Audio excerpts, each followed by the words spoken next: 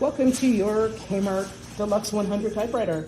To get it open, we're going to push this pretty gently because the plastic is super old, and we're going to scoot it back just like that. And your lid will be off.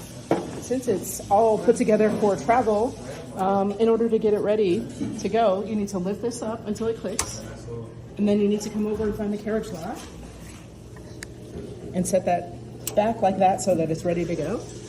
I'm going to stick a piece of paper in for you. Before we do that, I am going to show you that the margins move here. There's one, you press it and scoot it and then let go. Press, scoot, let go. That's all set for a piece of regular size piece of paper. I'm going to stick it in right here and use the knob to turn it. I'm going to lift the paper bale like that, and then I'm going to set it down. I'm going to use this to get to the beginning of the line. This is single space, double space, single space and a half, and double. And I'm going to do a quick type sample.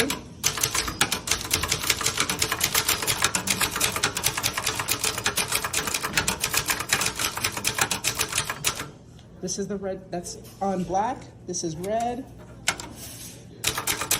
And when you get to the end of the line, it'll ding. There's the ding, and it goes back to the next. Take the piece of paper out gently with the knob. Use this to go to the beginning of the line. Thumb here, squeeze, hold on to it because it's going to go wild. Get it centered. Set this back down. Right, centered.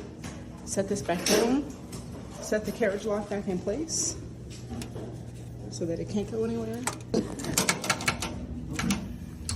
we go. And then set the lid back on carefully.